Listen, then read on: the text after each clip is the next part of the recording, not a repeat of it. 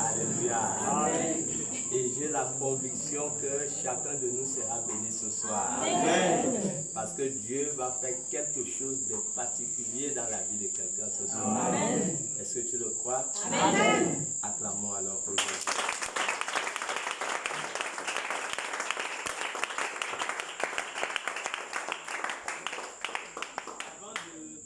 À la phase de la consécration, nous allons d'abord entrer dans la parole de Dieu et nous bénissons tous nos frères et sœurs qui sont là, qui ne sont pas de l'église. Nous avons la conviction du Dieu que le Seigneur va vous bénir ce soir. Amen. Amen. Amen. Amen. Amen. Levons nos voix et disons à Jésus de nous parler ce soir. Prions au nom de Jésus-Christ. Seigneur,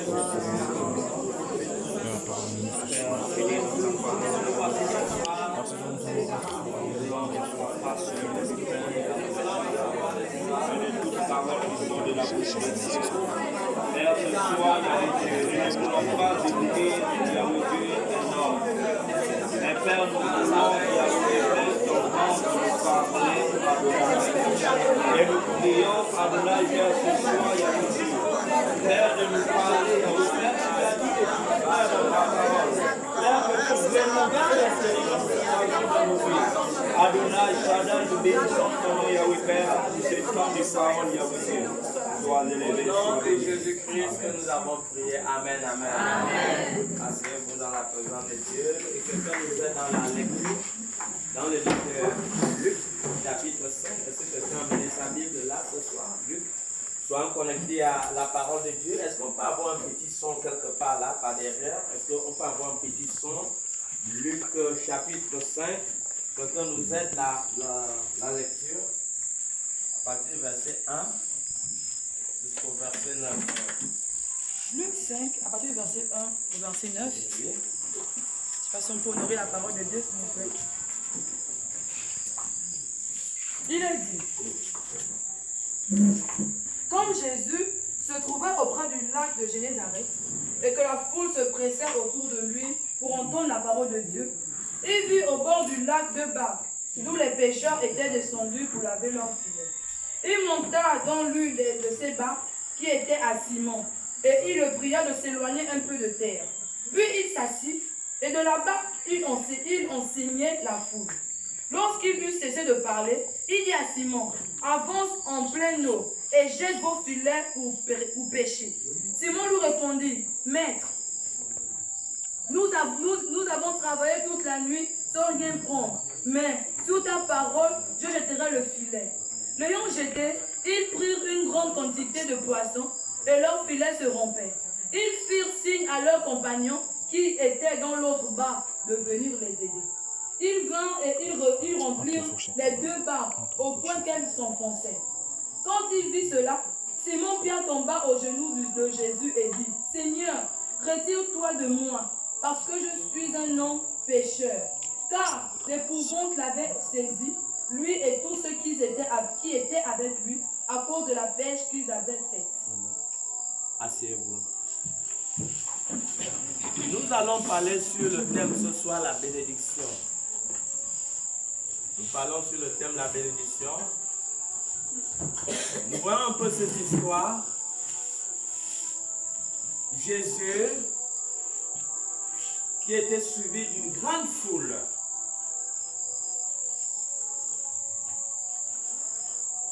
et nous savons que le nombre de personnes qui suivaient Jésus était à peu près 5000 personnes. Donc c'était une grande foule qui le suivait.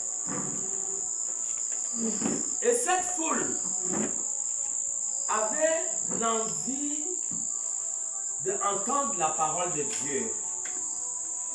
Ils voulaient entendre la parole de Dieu.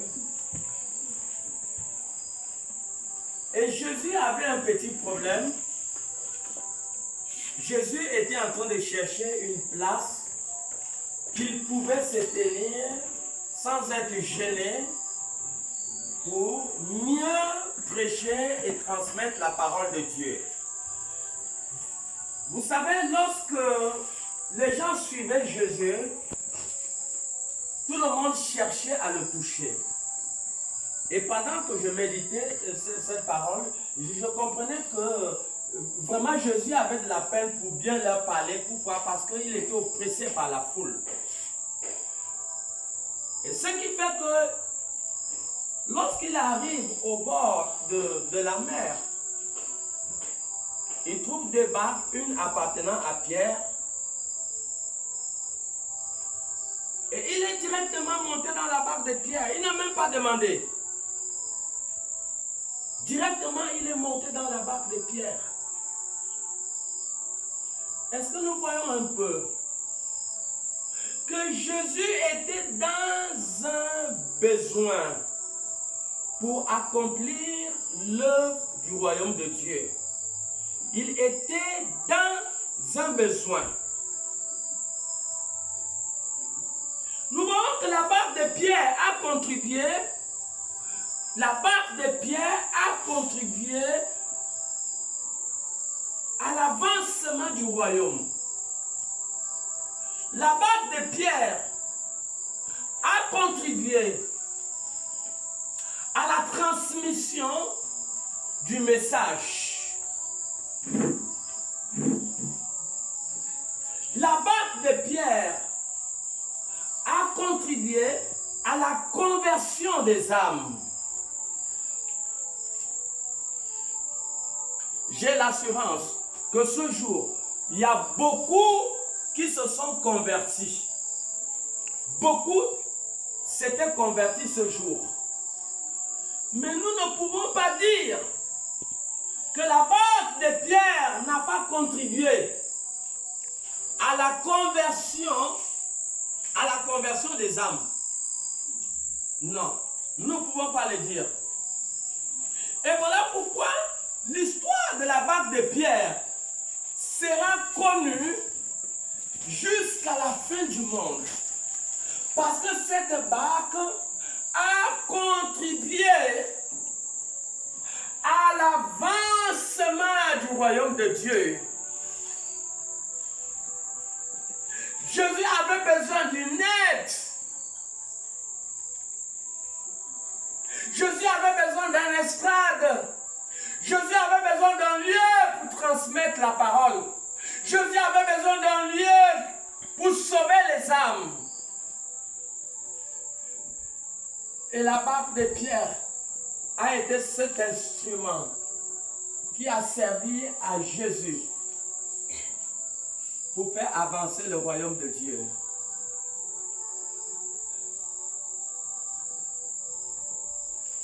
Oui. On peut définir aussi cette maison comme la barque de Pierre. Ce n'est pas tout le monde qui a croisé l'église parce qu'on a croisé Jésus-Christ, parce qu'on est venu lui prêcher à la maison. Ce n'est pas tout le monde qui a croisé Jésus-Christ dans l'église. Mais il y a des personnes qui ont croisé Jésus-Christ lorsqu'on les a invités dans une cellule de prière. Donc, ce lieu contribue à l'avancement du royaume de Dieu. Voilà pourquoi ce lieu est connu dans le ciel. Parce que ce lieu contribue à faire avancer l'œuvre de Dieu. Et Jésus est toujours dans les besoins. Il a besoin des canaux. Il a besoin des instruments. Il a besoin des valeurs. Il a besoin de l'intelligence, de la sagesse. Il a besoin du matériel. Il a besoin de l'argent pour faire avancer son royaume. Jésus continue à avoir besoin des barques, de tous les moyens possibles. Est-ce que nous comprenons que si nous ne nous disposons pas, si nous ne disposons pas ce que nous avons pour contribuer à l'avancement du royaume, alors le ciel ne nous connaît pas. L'histoire de la barque de Pierre est écrite dans le livre divin. Parce que La barque de Pierre a contribué à l'avancement du royaume. Nous tous nous connaissons ce qu'était la barque de Pierre. C'était une barque stérile. Elle n'était pas bénite. Elle n'était pas bénite. La preuve est que toute la nuit, selon le témoignage de Pierre, toute la nuit, ils ont péché et ils n'ont rien eu. Ils n'ont rien eu. Ils n'ont rien eu. Ils ont fait la pêche pendant toute la nuit. Puis il peut arriver des moments que oui, dans ta vie, tu as eu des opportunités, tu as eu de l'argent, mais tu ne comprends pas pourquoi ta vie n'avance pas. Peu importe les efforts que tu fais, peu importe le travail que tu fais, peu importe tout ce que tu as eu à faire dans ta vie, mais tu vois certaines personnes avancer, mais toi, ta vie est toujours pareille. Mais est-ce que ta vie a un problème avec le ciel? Parce que ta vie n'est pas connectée avec le ciel. Est-ce que quelqu'un peut dire Amen dans ce lieu? Amen.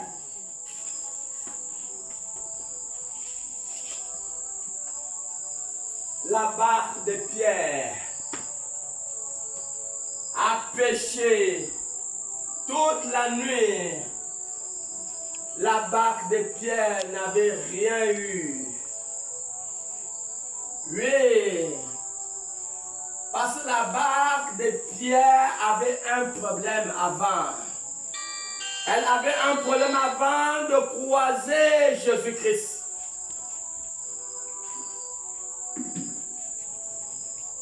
La barque de Pierre pouvait travailler sans rien attraper le poisson. Pourquoi? Parce que cette barque, Jésus n'était pas encore entré en contact avec cette barque. Voilà pourquoi cette barque pouvait aller à la pêche et ne pouvait point attraper du poisson. Quel succès vous voulez? Quel avenir vous voulez?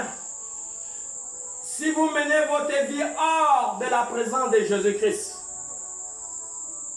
quel avenir sans Jésus?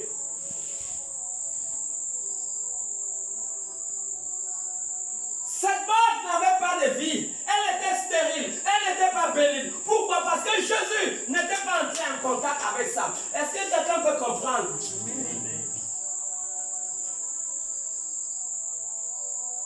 Rien ne peut marcher, mon frère, ma soeur, rien ne peut marcher jusqu'à ce que tu comprennes que ma vie, ce que j'ai, ma maison doit avoir une connexion avec le ciel. Tant que ta vie, tant que ce que tu as n'a pas la connexion avec le ciel, rien ne peut marcher. Les choses seront stériles. Il n'y aura pas d'avancement. Pourquoi? Parce que ta vie a un problème.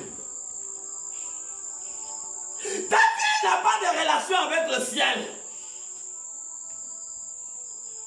Tes enfants n'ont pas de relation avec le ciel. Ton travail n'a pas de relation avec le ciel. Ton temps n'a pas de relation avec le ciel. Et c'est ça le problème. Voilà pourquoi les choses ne marchent pas. Les choses ne peuvent pas marcher. Tant que celui qui nous a prédestinés, nous ne sommes pas sur le chemin de notre prédestination. La barque de Pierre est dans l'histoire parce que ça avait déjà été prédestiné que les choses devaient être comme ça. C'est la raison pour laquelle Jésus n'avait pas besoin de demander. Jésus est pur et simplement entré dans la barque. Il a dit avance un peu. Quel bonheur tu peux vouloir? Quelle bénédiction tu peux vouloir? Si ta vie n'a pas de relation avec Dieu, si ta vie n'a pas de connexion avec Jésus-Christ, voici un exemple simple.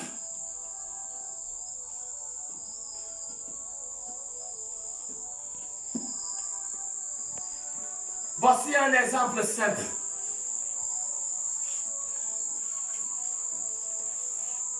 Il y a des gens qui ont travaillé toute leur vie.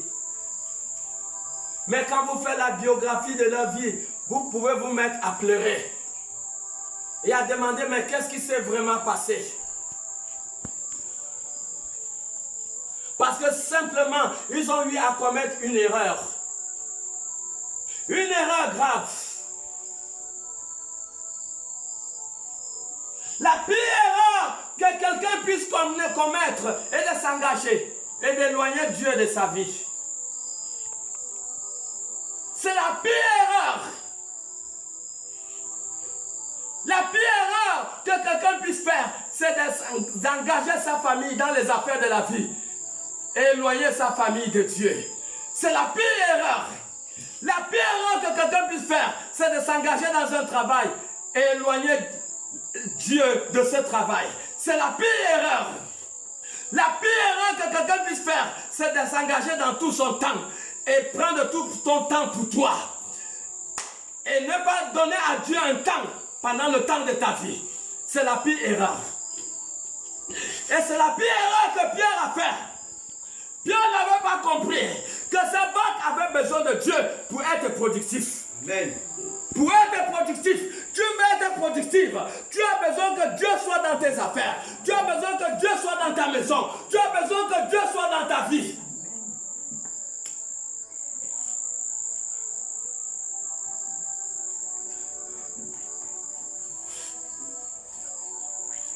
Jean 15, 5 dit, or sans moi, il dit, vous ne pouvez rien. Matthieu 6, 33 dit, cherchez d'abord le royaume des cieux et sa justice, et tout ce que vous avez besoin vous sera donné. Amen. Tout ce que tu as besoin, cherche d'abord Dieu. Dieu doit occuper la première place dans ta vie. Dieu doit occuper la première place dans ta maison, dans ton travail, dans la vie de tes enfants. Dieu doit occuper la première place pour que les choses marchent. Amen. Oh, sans moi, Jésus est clair. Oh, sans moi, vous ne pouvez rien. Sans Jésus, parce qu'il est le cep. Et nous sommes des sarments. Jésus est le tronc du manguier. Et nous sommes des branches. Amen. Si la branche n'est pas connectée sur le tronc d'arbre, elle ne peut pas être productive. Vérité. Elle ne peut pas être productive. Et c'est ça le problème. Voilà Pierre qui a disposé sa barque pour les affaires du royaume de Dieu.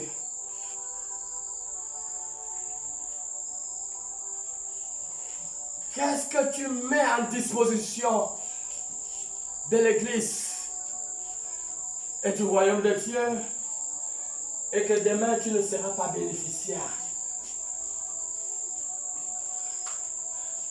As-tu vu quelqu'un donner quelque chose à Dieu sans qu'il y a des bénéfices? Ça n'existe pas. Nous avons vu Abraham dans Genèse 22.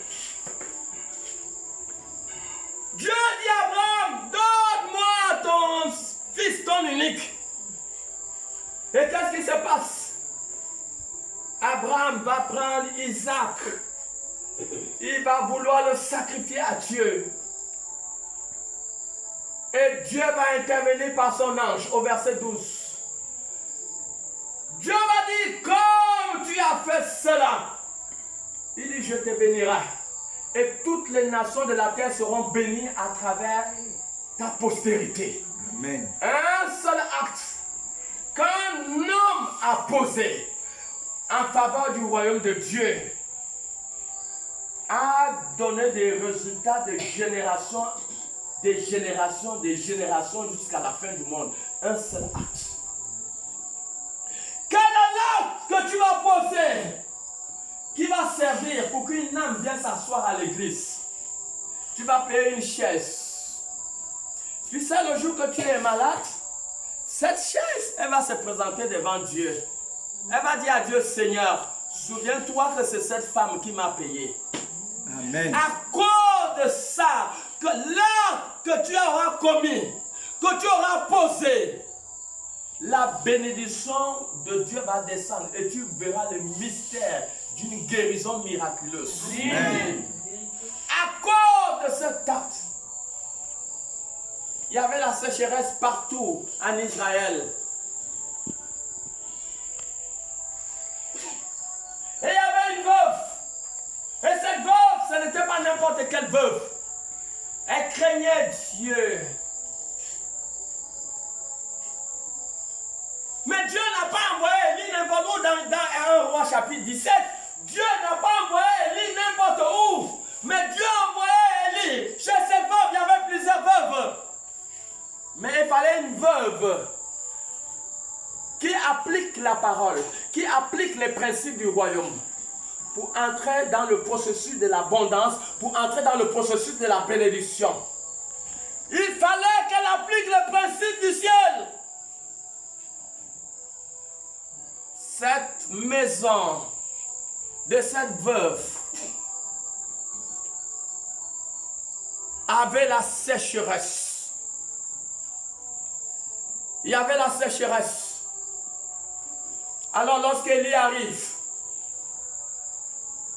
Élie étant affamé,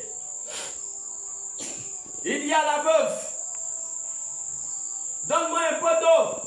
Il ne s'est pas arrêté là. Il dit, donne-moi un peu du pain. Il dit, ainsi parle l'Éternel. Il dit, il ne manquera plus jamais de nourriture dans cette maison. Pourquoi le miracle s'est établi dans cette maison? Nous sommes d'accord que Élie était en mission. Il y avait la sécheresse dans tout Israël. Élie devait monter sur le mont Carmel pour aller déclencher la pluie. Mais Élie avait faim. Il ne pouvait pas continuer la mission comme ça.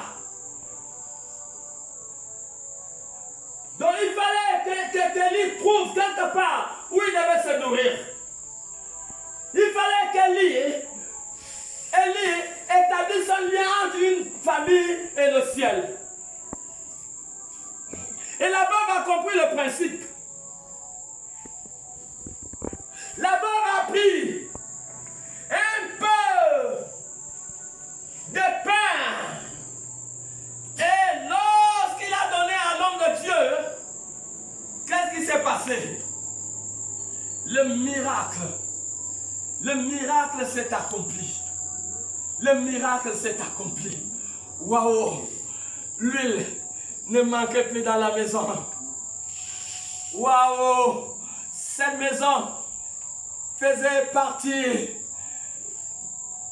du royaume de Dieu. Cette maison était dans l'agenda du royaume de Dieu. Cette maison était connectée avec le ciel. Et cette maison ne pouvait plus manquer. Il n'y avait plus de manquement dans cette maison. Dans cette maison, c'était la bénédiction. Pourquoi?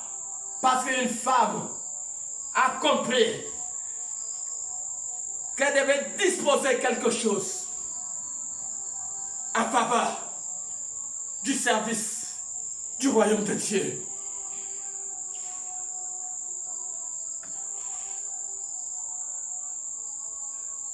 La parole est claire.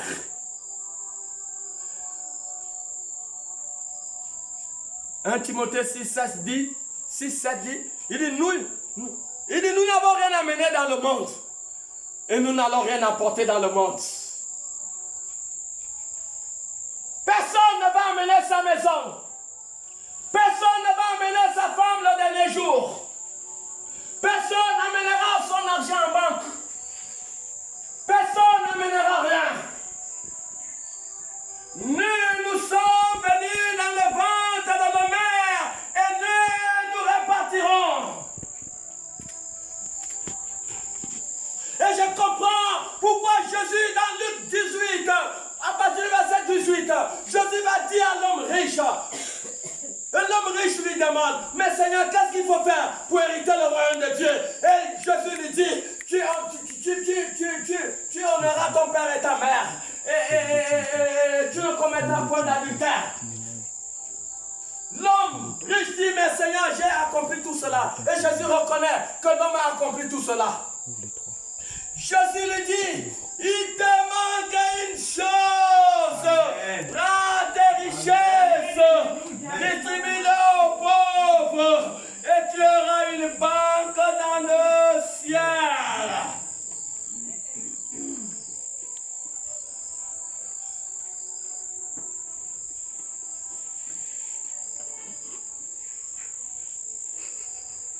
Nous ne sommes pas éternels sur la terre.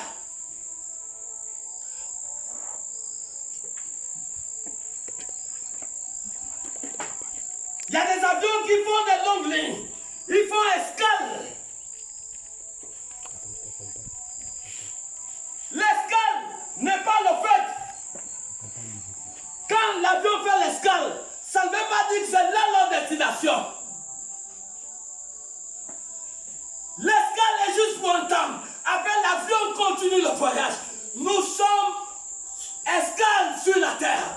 Nous allons vers l'éternité. Et tout ce qui est physique, matériel, financier, ne va pas traverser l'invisible. Nous allons dans l'invisible. Nous allons dans l'infini. Nous allons dans le lieu où il n'y a plus de temps. Et nous sommes sur la terre pour nous préparer, pour aller vers l'infini, vers l'éternité. Là-bas, les choses physiques, le matériel n'ont pas de valeur. Et voilà pourquoi Jésus a dit, pendant que tu vis, prépare ta banque dans le ciel. Les banques de la terre, il y a certaines banques qui sont les voleurs. Nous avons vu la banque PSA qui a pris l'argent des gens et ça a fermé. Combien de personnes sont mortes parce que cette banque a bouffé l'argent des pères. La banque terrestre, il y a des banques qui sont des banques voleurs. Mais Jésus nous dit que nous devons construire notre banque dans le ciel. Vous pensez que Matthieu 25, à partir du verset 31, Jésus-Christ dit, lorsque le Fils de l'homme viendra dans toute sa gloire avec ses saints anges, il mettra les boucs à sa gauche et les brebis à sa droite. Et il dira à tous ceux qui sont bénis de Dieu, venez, recevez le paradis qui vous a été préparé dès la fondation du monde. Il dira à certaines catégories de personnes, j'ai eu faim et tu ne m'as pas donné à manger. J'étais malade, tu n'es pas venu me voir. J'étais en prison, tu n'es pas venu me rendre visite. Et ces personnes vont dire, mais Seigneur, quand est-ce que tu étais malade et nous ne sommes pas venus te voir? Quand est-ce que tu étais né et nous ne t'avons pas revêtu? Quand est-ce que tu as eu faim et nous ne t'avons pas donné à manger? Quand est-ce que tu étais en prison et nous ne sommes pas venus le voir? Et Jésus va dire, à chaque moment que vous ne l'avez pas fait, à l'un de ces petits qui croient en moi, il dit c'est à moi que vous ne l'avez pas fait. Il dit c'est à moi que vous ne l'avez pas fait. Alors nous devons le savoir. La bonté est un arbre aux racines immortelles. Et voilà pourquoi la bonté, l'équité, la justice font partie du trône de Dieu. La bonté est comme un arbre aux racines mortelles. Et voilà pourquoi Jésus a dit à cet homme riche de vendre ce qu'il a et de donner le produit aux pauvres pour avoir une banque dans le ciel. J'ai compris ces choses depuis. Et voilà pourquoi je maximise ma vie pour les autres. Pour les autres. Pour les autres. À chaque moment que tu viendras, pasteur, j'ai besoin de tel. Si j'ai, je vais te donner. Parce que ma vie n'est pas terrestre. Je sais qu'un jour je vais me séparer de cette terre. Mais je voudrais trouver mon compte dans le ciel rempli de gloire dans le ciel. Et c'est pendant que nous vivons. Nous devons le comprendre. Tu ne vas pas amener ton argent, ta maison, ton mari, ta femme. Tu ne l'amèneras pas. C'est maintenant que nous devons comprendre. Nous devons faire comme Pierre a fait. Il a disposé sa barque en faveur du royaume. Il a disposé sa barque en faveur du royaume. Aujourd'hui, le royaume de Dieu ne connaît plus les avancées. Pourquoi? Parce que chacun travaille pour sa maison. Chacun travaille pour les études de ses enfants. Chacun travaille pour son futur. Tout ça c'est bien. Mais le principe divin auquel nous appartenons, dit Matthieu 6, 33, cherchez d'abord le royaume des cieux et sa justice, et tout ce que vous avez besoin vous sera donné par-dessus toutes choses.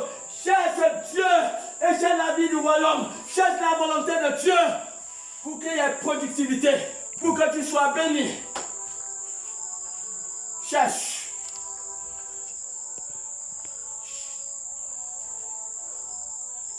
Jésus pleure dans le ciel.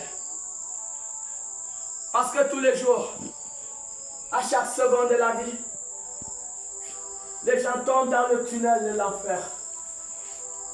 Et Jésus pleure dans le ciel à cause de ça.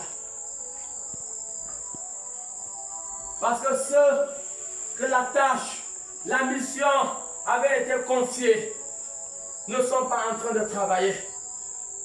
Ils ne s'organisent pas. Chacun pour soi.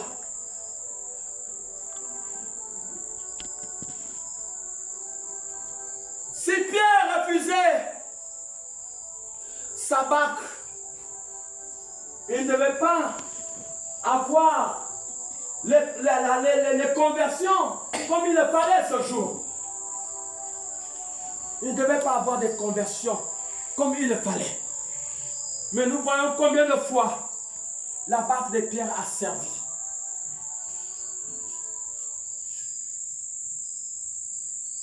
Il y a un temps pour toutes choses. Il y a un temps pour les hommes. Il y a aussi un temps pour Dieu. Et le temps de Dieu est arrivé. Où chaque personne doit disposer quelque chose pour l'avancement du royaume de Dieu. Si tu veux être béni,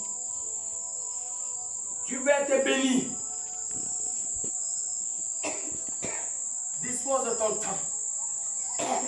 Ton temps pour cibler quelque part où tu connais que ces personnes ont besoin de la vie. Dispose ton temps. C'est même pas loin.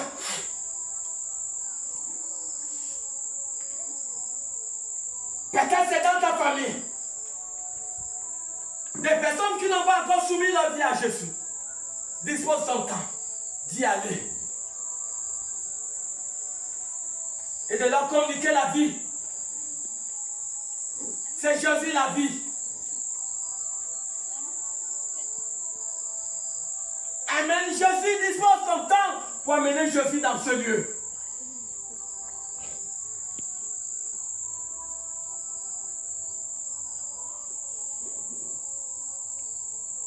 Dispose ton matériel.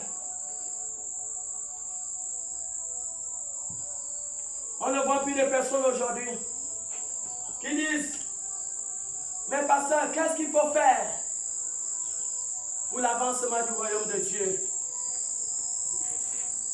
Ça n'existe plus. Mon Dieu. Vanité de vanité, tout est vanité.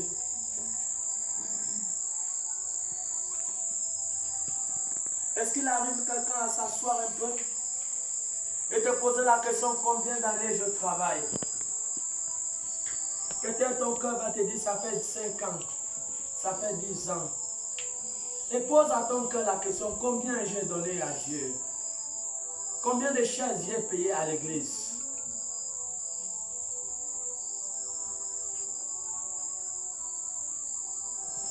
Nous voyons un peu la femme de pasteur Hans, elle est là. Notre piano était foutu. Elle a fait sortir 320 000 de sa poche pour payer le piano qu'on utilise à l'église. Vous savez la guerre qu'elle vit? Si Dieu n'était pas avec elle, les sorciers de sa famille devaient tuer ses enfants. Mais elle a accompli des actes terribles. 350 000, une personne fait sortir ça pour payer parce qu'elle a le souci.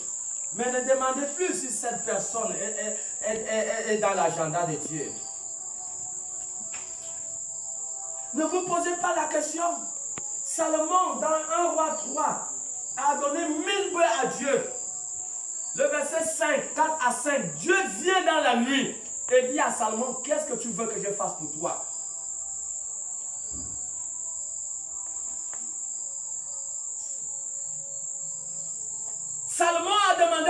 sagesse. Allez consulter 2 Chroniques 9.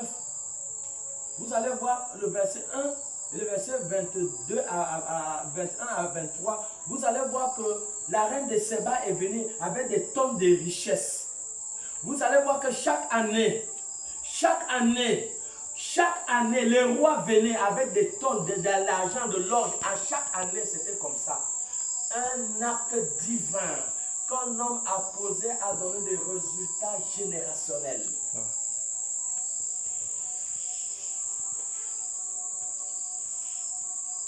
Quelle bénédiction vous pouvez vouloir si vous ne comprenez pas que vous devez privilégier les hommes du royaume de Dieu? Vous n'allez pas voir une main blanche venir dans le ciel pour dire que voilà, ce que vous avez amené, vous le déposez, vous posez votre offrande dans la main de Dieu, dans les mains. Parce qu'il y a certaines personnes, quand tu as donné à Dieu, tu vas encore réfléchir. Mais qu'est-ce qu'il va faire avec l'argent comme ça, comme ça? Mais Jésus va dire qu'à chaque moment que vous l'avez fait, pour ceux qui, les plus petits qui croient à moi, il dit c'est à moi.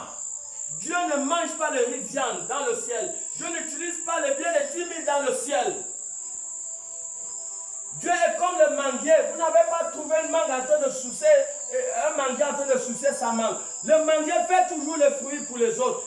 C'est comme ça le système divin de Dieu.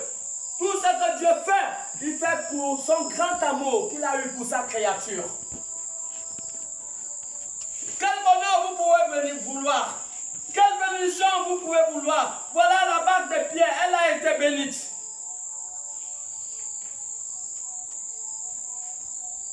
À cause d'un acte qu'il a eu à poser.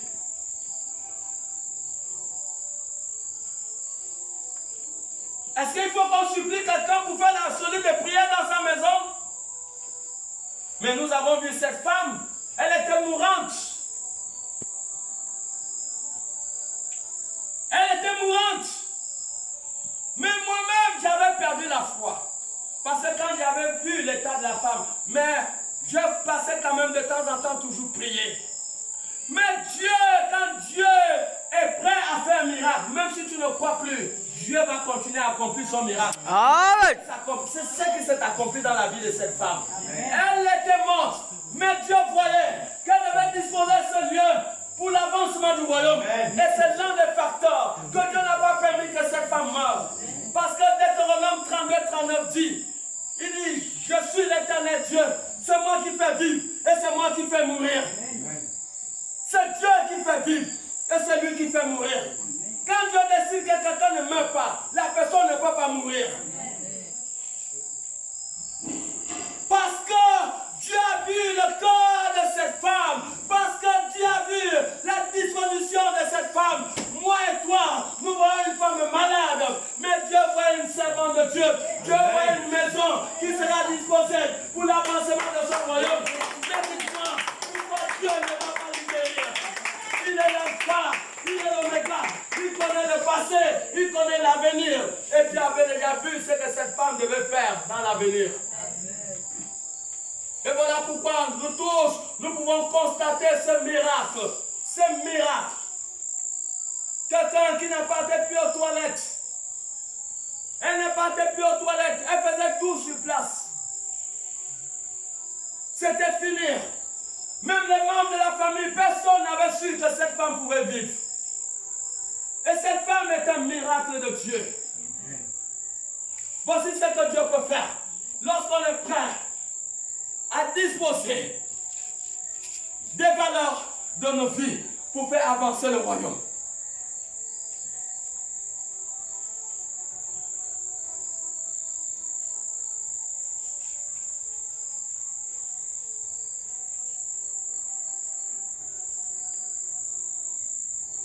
Dis-moi si tu consacres ta maison aujourd'hui pour le service du royaume. Dis-moi si la faveur et la grâce de Dieu ne seraient pas dans cette maison. Dis-moi si la grâce et la faveur de Dieu ne seraient pas dans la vie de tes enfants.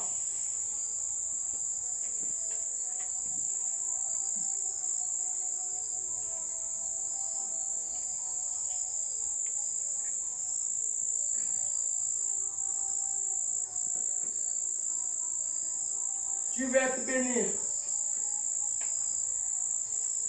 Qu'est-ce que tu fais pour le royaume? Pour t'attendre à une bénédiction. Venir à l'église s'asseoir, c'est une bonne chose.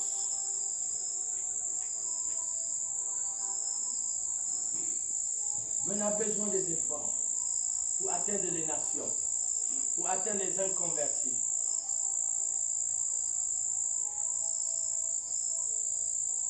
Nous avons besoin des bacs, des canaux, pour faciliter la conversion.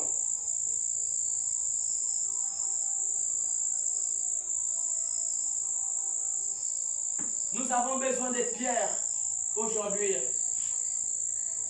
Des pierres qui comprennent qu'il y a un besoin, il y a une nécessité. Des pierres qui comprennent que nous devons laisser Jésus entrer dans leur bac.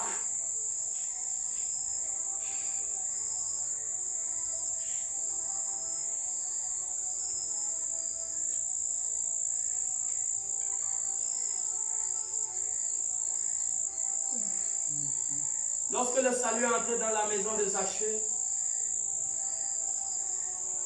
Zachée a tout distribué. Et remboursé même les gens qu'il devait. Le salut ne peut entrer nulle part. Et que les personnes emmagasinent des richesses. Ça n'existe pas.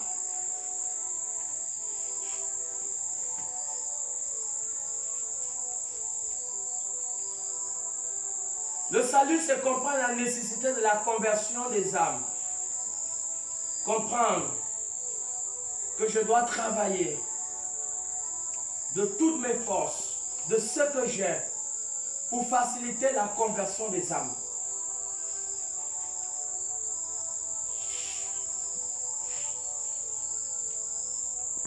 C'est maintenant qu'il faut le faire. Il faut travailler pour les avantages du ciel. Lorsque nous entendrons la voix de Dieu, nous ne devons pas endurcir notre cœur. Ne renvoyez jamais demain la décision que vous pouvez prendre aujourd'hui. De vous engager fermement de votre temps, de votre matériel, de votre argent, de vos prières pour l'avancement du royaume de Dieu.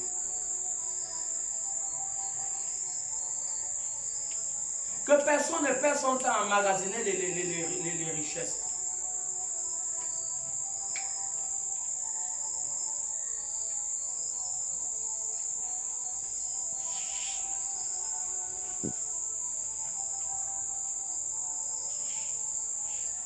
Le seul moyen de les multiplier, il faut le mettre en disposition du royaume de Dieu.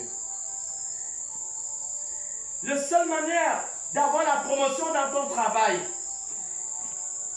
il faut que le ciel trouve sa place dans ton travail. Tu vas avoir la promotion.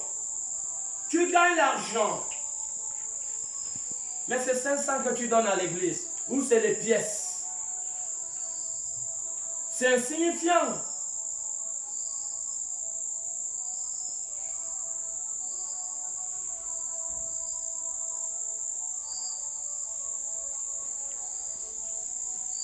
Tu veux la guérison. Mais le ciel ne trouve pas sa place dans ta vie.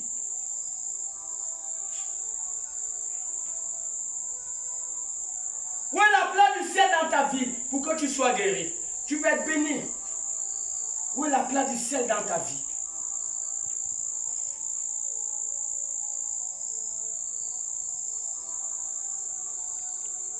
Cette femme qui avait la paix de sang pendant 12 ans, elle a compris qu'elle était éloignée de Jésus. Elle a compris qu'elle était éloignée de Jésus. Vous savez, il y a des guérisons qu'on ne doit même pas tout le temps imposer les mains. Comprenez simplement que vous avez besoin d'entrer en contact avec Jésus. Cette femme, lorsqu'elle a touché Jésus, c'était la fin de son problème. Toucher Jésus, c'est l'abandon total. Abandonner le péché. Abandonner tout ce qui peut constituer une culpabilité dans ta vie. Et dis-moi si tu ne vas pas guérir. Dis-moi si le ciel trouve son avantage dans ta vie. Dis-moi comment le ciel ne va pas répondre favorablement. Exode 23, le verset 25 à 27 dit, vous servirez l'Éternel votre Dieu, il bénira votre pain et vos eaux, et j'éloignerai la maladie du milieu de toi. C'est bel et bien écrit Exode 23, le verset 25 à 27. Il dit, vous servirez l'Éternel. Après quoi, la bénédiction vient, il bénira vos eaux. Après quoi vient, il éloignera la maladie du milieu de toi. C'est à cause de ça on impose les mains, il n'y a pas la guérison, ma soeur. Parce que le ciel ne trouve aucune place dans ton corps, dans ta vie. Quel est l'acte que tu as posé? Que le ciel peut répondre favorablement.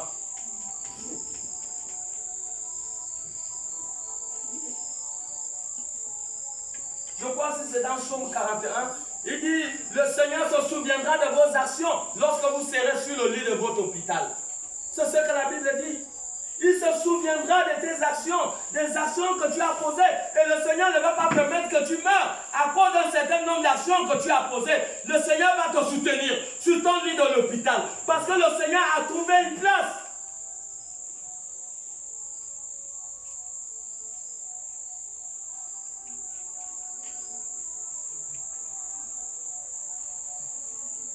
Nous avons un frère à l'église.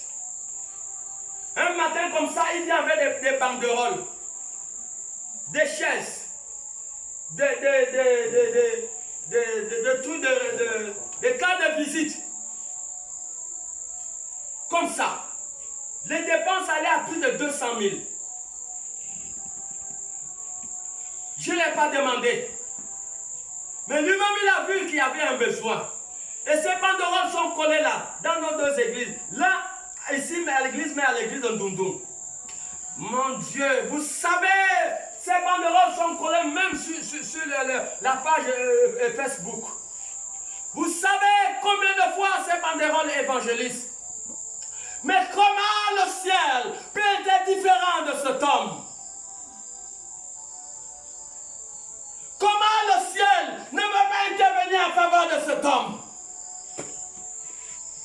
Lorsque le malheur viendra demain, ces banderoles ne se présenteront pas devant Elohim pour plaider en faveur de cet homme.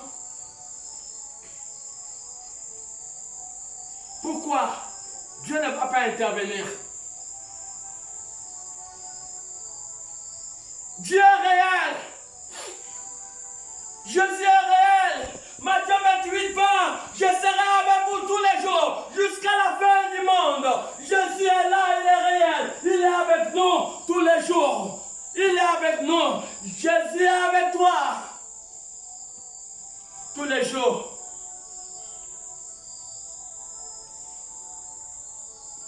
Tu veux la bénédiction.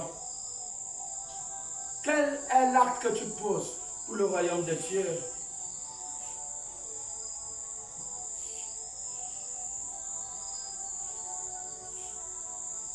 Combien de personnes j'ai prié qui ont été libérées? Combien de personnes les démons devaient tuer? J'ai prié, ils ont été guéris.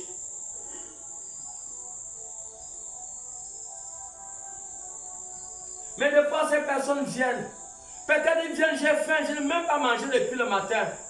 Mais ils viennent encore pour peut-être solliciter autre chose ou la prière. Mais ils ne se demandent pas, est-ce que l'homme l'a mangé? Et moi aussi, je ne peux pas ouvrir la bouche pour demander.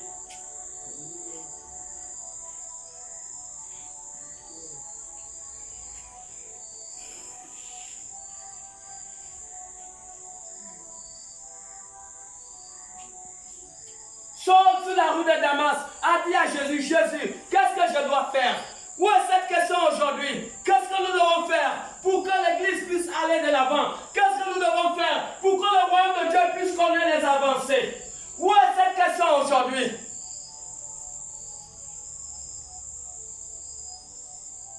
Nous voulons être bénis. Et nous ne sommes pas dans l'agenda de Dieu. Nous ne sommes pas connectés avec le ciel. La bénédiction est le fait que ta vie est connectée avec le ciel.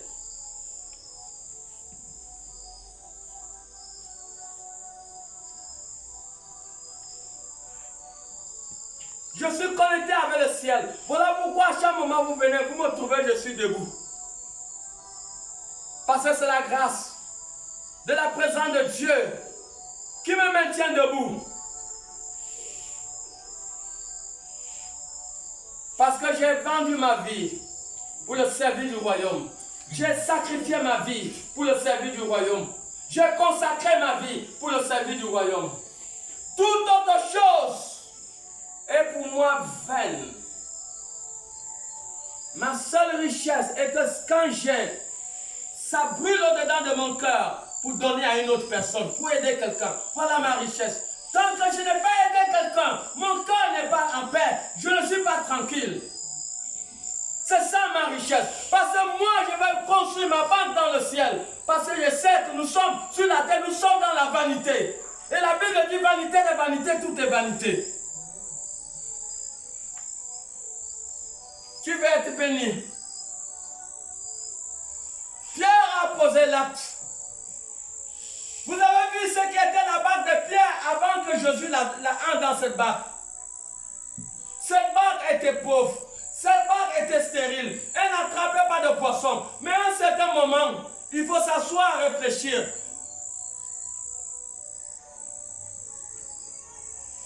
Même ce garçon,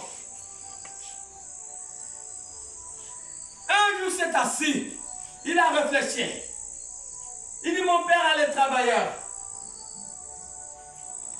Il ne manque pas de nourriture. Et moi où je suis, même la nourriture de cochon, je n'arrive pas à en avoir. Il a réfléchi. Il a compris que je dois retourner vers le Père. Dans Luc 15.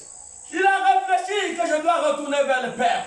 À un certain moment, nous devons disposer notre vie pour le ciel. Nous devons disposer notre matériel pour le ciel. Nous devons disposer notre temps pour le ciel. Nous devons disposer notre argent pour le ciel. Nous devons disposer nos maisons pour le ciel. Nous devons disposer nos enfants pour le ciel. Si Anne ne l'aurait pas fait, Anne a compris ce mystère. Anne était stérile, mais Dieu voyait ses motivations. Dieu a vu ses motivations. Comment pouvez-vous expliquer qu'une femme qui est stérile, et cette femme va faire 5 enfants, plus sa mère, je crois, ça fait 6, si je ne me trompe pas. Qu'est-ce qui s'est passé dans la vie d'une femme qui était stérile et qui est dans ce coup devenue féconde? Parce qu'elle a compris. Elle a compris qu'elle devait s'investir pour l'avancement du royaume. Il n'y avait plus de vision. Dieu ne parlait plus à Élie le prêtre. Il y avait une déconnexion entre Israël et Dieu. Et Dieu était dans les besoins. Dieu est dans les besoins pour faire avancer son œuvre. Dieu attend l'action d'un homme. Dieu attend l'acte d'une femme pour qu'il y ait des gens qui puissent se convertir. Il attend les actions des hommes. Dieu attendait. Mais ce n'est pas Dieu qui a fait partie de lui donner l'enfant. Ne pensez pas que c'est tout le temps que l'homme de Dieu va venir dire, voilà, j'ai besoin de quelque chose. Voilà, nous traversons telle difficulté. Tu dois avoir les yeux. Et tu dois comprendre que tu dois construire ta banque pour le ciel. Tu dois comprendre que tu dois multiplier ta richesse, ta bénédiction, en connectant ta vie, en disposant ce que tu as pour le royaume de Dieu. Comme Pierre l'a fait, comme Anne l'a fait. Anne l'a fait. Et elle a brisé la stérilité. Elle a commencé à fanter.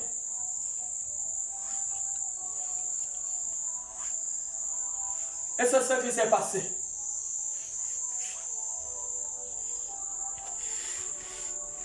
Et si vous remarquez bien dans la parole, vous verrez que Pierre dit, sur ta parole. Sur ta parole, je fais comment je lance le filet. Quelle vie qui peut être productive sans être dans la parole, sans être soumis à la parole, sans vivre selon la parole. Il a dit sur ta parole. Quelle bénédiction tu veux avoir si tu n'es pas dans la parole de Dieu, si tu n'es pas en train d'obéir à la parole de Dieu. Quelle vie,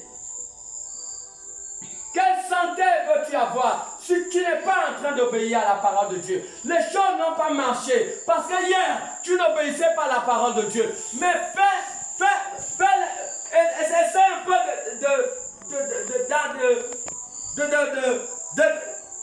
d'entrer dans le défi. Entre dans le défi. Et dis à toi-même, hier j'ai marché sans la parole, mais aujourd'hui je marche avec la parole. Et tu verras si tu ne seras pas béni. Personne n'obéit à la parole de Dieu et rester la même personne. Ça n'existe pas. Parce que Jean 11, le verset 14 dit en elle.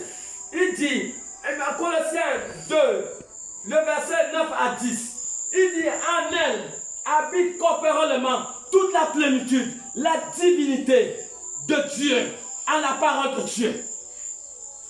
Colossiens 2, 3, il dit, en elle habitent toutes les richesses et tous les trésors du monde. En la parole de Dieu habitent les richesses et tous les trésors. Donc lorsque tu la reçois, lorsque tu l'obéis, les choses ne peuvent plus rester les mêmes. Tu es obligé d'être béni. La bénédiction va te suivre. Pourquoi Genèse 39, le verset 2 dit la prospérité accompagnait Joseph? Pourquoi la prospérité pas accompagner un homme? Mais fais la biographie de Joseph. Joseph était quelqu'un qui obéissait à Dieu. Alors la gloire, la grâce, la bénédiction de Dieu le suivait. Dis-moi, si la recommandation de Jésus, à partir d'aujourd'hui, si tu prends la décision d'obéir à la parole de Dieu, dis-moi, si tu seras encore pauvre, tu ne seras plus pauvre. Je te dis au nom de Jésus, la même manière le miracle qui a été accompli dans la barque de Pierre, je le déclare au nom de Jésus, que ce miracle serait ta portion. Amen. Ça serait ta portion. Et voilà pourquoi nous devons comprendre ces principes. Même Noé l'a compris. Dans Genèse 6, le verset 18, Noé tisse alliance avec Dieu. On ne pouvait pas entrer dans l'arche sans être en alliance avec Dieu. Voilà pourquoi Genèse 6, 18 dit, Noé tissa alliance avec Dieu. Noé et sa petite famille entrèrent dans l'arche. Et voici l'arche de Noé. Des hommes et des femmes d'alliance qui sont prédestinés pour la nouvelle Jérusalem céleste. Des hommes qui ont la crainte de Dieu, qui ont pris la décision de s'engager corps, âme et esprit pour les causes du royaume, qui ont pris la décision de connecter leur vie pour le royaume de Dieu. Ce qui fait la puissance d'une église, c'est parce que chaque individu est connecté avec le ciel. Chaque famille est connectée avec le ciel. C'est ce qui fait la puissance d'une église, c'est ce qui fait la puissance du royaume. C'est pareil sur la terre. Vous verrez que le cordonnier, le Michelin, celui qui est dans le salon de coiffure, a la connexion à travers la patente, l'agrément de l'État. Toutes les entreprises ont la connexion avec l'État. Toutes les entreprises, ils ont la connexion avec l'État. Et c'est ce qui fait la force de l'État. C'est ce qui fait la force de l'État. Voilà, voilà. Et tous ceux qui ne sont pas connectés avec l'État, qui ont une entreprise, sont reconnus comme des clandestins. Et ils ne sont pas reconnus par l'État. Ils ne peuvent même pas être protégés par l'État. Quelqu'un comprend? Amen. Non? C'est ce qui fait la force de l'État. Parce que chaque entreprise, chaque salon de coiffure, chaque Michelin a des connexions avec l'État, il en est la même chose. Il doit être la même chose avec l'Église. Ta maison doit avoir, même l'autre là, lorsque Jacob arrivait dans un lieu où il priait, il a vu une échelle où les anges montaient, descendaient. Donc il dit ce lieu là, c'est la porte du ciel. Vous comprenez, chaque maison, chaque individu doit avoir une connexion avec le ciel. C'est ça la force. Et rassurez-vous, Acte 16, 31 dit, ma maison, et non, il dit, si tu crois au Seigneur Jésus-Christ, tu seras sauvé, toi et ta famille. Josué 24, 15 dit, ma maison et moi, nous servirons l'Éternel Dieu. C'est ça la force de l'Église. C'était ça la force de l'arche. L'arche avait une connexion avec Dieu. Pendant les 40 jours de pluie, 40 jours de pluie, l'arche était sur les eaux. Et c'est la main de Dieu qui maintenait l'arche. 8 personnes ont été sauvées. Que la gloire soit rendue à Dieu. Est-ce qu'on va acclamer pour le Seigneur?